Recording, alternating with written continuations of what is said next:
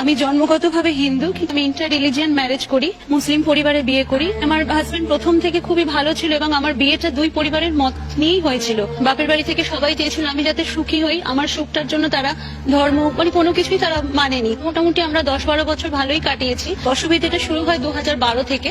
আমার হাজবেন্ড কর্পোরেশনে একটি চাকরিতে যোগ দেয়, সেখানে একটা মহিলার সাথে ওর এক্সট্রা ম্যারিডিয়াল অ্যাফেয়ারে জড়িয়ে পড়ে।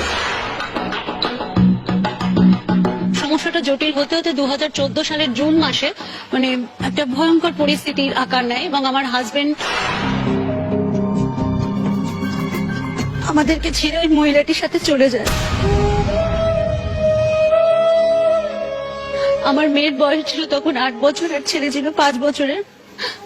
আমি ওদের দুজনকে নিয়ে তখন কি করব ভেবে পাইনি। মেয়েটা খুব ভালো স্কুলে পড়তো, কিন্তু তাকে সেখান থেকে আমাকে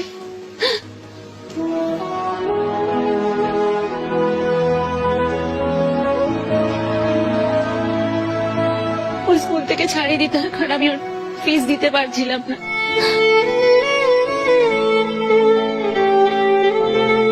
তারপর আমি অনেক কষ্ট করে ওদেরকে নিয়ে চলতে থাকি। বিভিন্ন জায়গায় কাজেরও আমি চাকরির জন্য অ্যাপ্লিকেশন দিতে থাকি। অবশেষে 2015 সালের ডিসেম্বর মাসে আমার SBI তে একটা চাকরিতে আমি জয়েন করি। এর মাঝখানে আমার যেটা অসুবিধা হয় সেটা হচ্ছে 4 বছর আগে আমার আমি হঠাৎ রাস্তায় মাথা ঘুরে একদিন পড়ে যাই। নানান পরীক্ষা করার পরে দেখা যায় যে আমার বাঁদিকের লাংসটা পুরো ব্লকেজ আছে। আমার হার্টেও একটা HD রয়েছে, 2.5 সেন্টিমিটার একটা ফুটো আছে।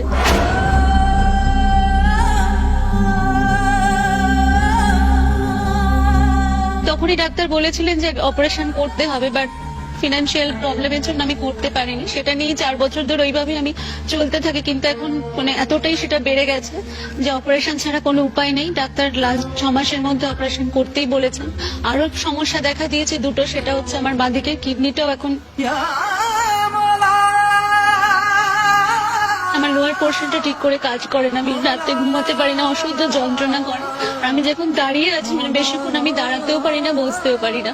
আর যেহেতু আমার হার্টের ফুটোটা, আমি ঠিক করে কথা নিঃশ্বাসও নিতে পারি না। ডাক্তার বলেছিলেন আমাকে অক্সিজেন সিলিন্ডার পোর্টেবল সাথে সবসময় ক্যারি করতে, কারণ রাস্তাঘাটে হঠাৎ করে আমার এরকম নাক মুখ থেকে ব্লিডিং হয় আর আমি জ্ঞান হারিয়ে ফেলে নিঃশ্বাস নিতে পারি না। হসপিটালাইজড করে আমাকে অক্সিজেন দিতে হয়, তো এটা প্রায় দিনই হয়। তো এই জন্য গত 3 মাস ধরে আমাকে অফিস থেকে ছুটি দেওয়া হয়েছে, যাতে আমি আমার চিকিৎসাটা ঠিক করে করতে পারি। তো এত কিছু করেও আমি চেষ্টা করছি দিদি আমার বাচ্চাগুলো যাতে মানুষ হতে পারে। আর আমি যে ভুল করেছি সেই ভুলের শিকার যেন ওরা না হয়।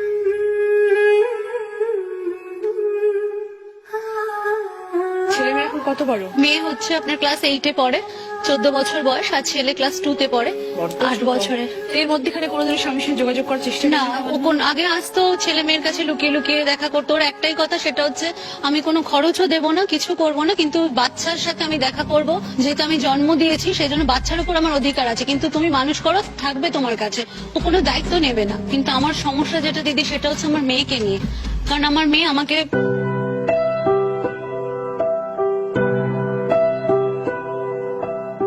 আমাকে একদম ভালোবাসে না দিদি। আমি জানি না দিদি, হয়তো ওর বাবাকে বেশি ভালোবাসে। সব সময় লুকিয়ে চুরিয়ে যা কিছু করে বাবার সাথে যোগাযোগ করতে চাই। আমার কাছে কি চলে যাক, সেটা দেওয়া হয়েছিল, কিন্তু ও যাবে না।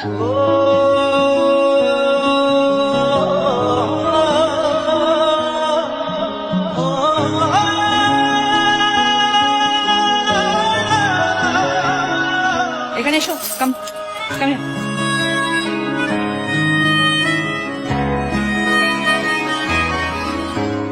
কোন স্কুলে পড়ো? সায়েন্স ডিফেন্স কোন ক্লাস? ক্লাস 8। তোমার নাম কি?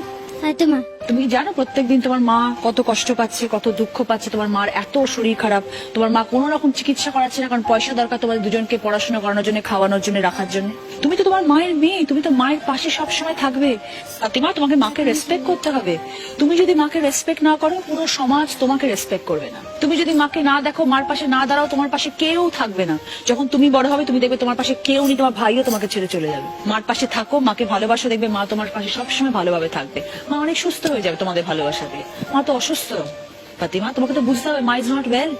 মার চোখে জল পড়ছে, তোমার কখনো মাকে কাঁদানো উচিত না, ঠিক আছে? মাকে খুশি রাখবে, মাকে ভালো রাখবে। প্রমিস করো যে মা আমি এরকম করবো না কখনো। আমি এরকম করবো না। যাও।